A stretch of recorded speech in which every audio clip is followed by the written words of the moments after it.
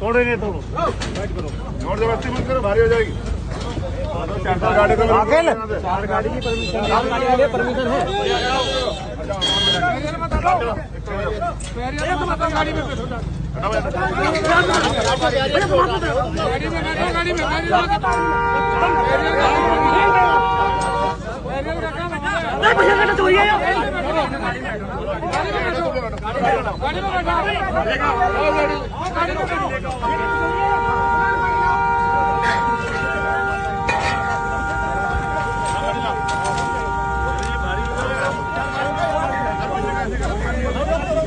करने की खबर मिली थी ट्वीट के माध्यम से, आप मेरठ जा रहे थे, अब क्या जा रहे हैं मेरठ और क्या प्रकरण है, किससे मिलने जा रहे हैं?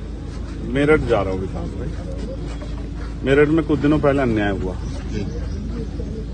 दादरी गांव में एक पंचायत हो रही थी जो गुजर समाज के सम्मान को लेके, महापुरुषों को लेके पंचायत थी। उस पंचायत से जो लोग डिटेन किए गए उनको बाद में झूठे मुकदमे लगा के निर्दोष लोगों को जेल भेज दिया गया। आज पूरा गुजर समाज देख रहा है कि उनके बच्चे बंद हैं जेल में, उन पर लगातार झूठे मुकदमे लगाए जा रहे हैं। ये भी मुझे पता लगा कि उन्होंने वहां भूख हड़ताल अनशन शुरू कर दिया है। हमारी पार्टी के राष्ट्रीय महासचिव भाई रविंद्र कुमार भाटी जी भी उस आंदोलन में आए।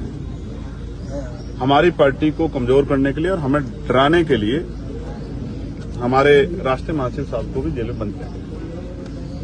बात रविंद्र भाटी जी की तो है ही, लेकिन उनके साथ जो निर्दोष गुजर समाज के लोग बंद हैं, जिसमें सहारनपुर के लोग भी, आपकी जानकारी के लिए मुजफ्फरनगर के लोग भी, तो सब जगह से लोगों में बेचैनी, लोगों में गुस्सा है और उनका कहना है कि हम सबकी तरफ देख रहे हैं लेकिन हमें आपके ऊपर भरोसा है कि आप ही इस अन्याय को रोकने में हमारी मदद करें। तो आज उन परिवारों से मिलने जा रहा हूं, उन भाइयों से जो जेल बंद हैं। और सलावा में जिस तरह से आपने और मैंने देखा कि रात को विवाद होता है, सुबह बुलडोजर आके 50-50 साल पुराने मकानों को जमींदर्ज कर देता है, ये बात इस बात का प्रमाण है कि उत्तर प्रदेश में कानून व्यवस्था दम तोड़ चुकी है। और एक कहावत है ना, जिसकी लाठी उसकी भैंस, यही चल रहा है। इस अन्याय को रोकना पड़ेगा और रोकने के लिए जन आंदोलन की जरूरत है।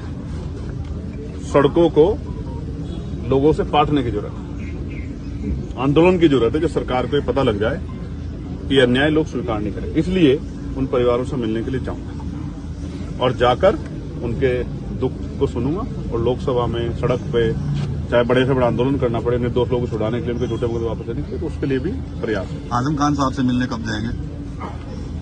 जब आप जिक्र करते हैं आजम खान साहब का, तो मुझे कई सारी चीजें याद आती हैं जो आज एक मेरे साथ भी हुई है। बता रहे फोन आया किसी का? हाँ, एक बड़े अधिकारी का फोन आया, उन्होंने मुझसे कहा आप मेरठ नहीं जाएंगे जेल में उनसे मिलने, सलाव के पीड़ितों से मिलने। मैंने उनसे आग्रह किया कि भाई मैं जाना चाहता हूं, तो उन्होंने मुझे धमकी देते हुए कहा कि आपके जो एमपी एमएलए कोर्ट के मुकदमे चल रहे हैं उनमें हम आपको देखेंगे। मैंने उनसे कहा कि प्रिय भाई, मैं मानता हूं आप बहुत बड़े अधिकारी हैं,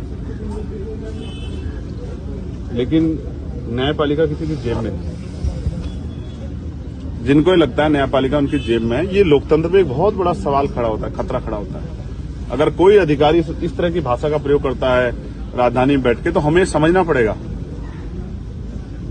कि आजम खान साहब के साथ क्या हुआ और किन किन मुकदमों में निर्दोष होते उनको सजा हुई। ये बहुत बड़ा गंभीर सवाल जो है उन्होंने मेरे सामने खड़ा किया है।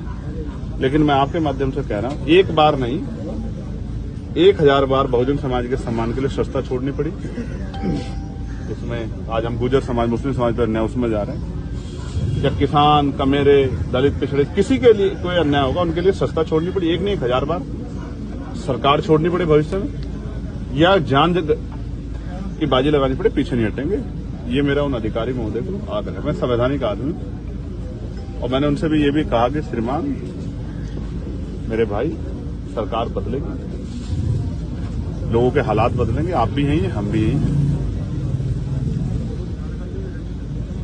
न्यायपालिका किसी की जेब में नहीं है और ये जनतंत्र है, जनता के हाथ में। जनता जिसको चाहे ताकत देते। आज मेरे पास भले ही ताकत ना हो ट्रांसफर पोस्टिंग की, नियुक्ति की, तो समय बदलेगा, मेरे लोग मुझे वो ताकत भी देंगे।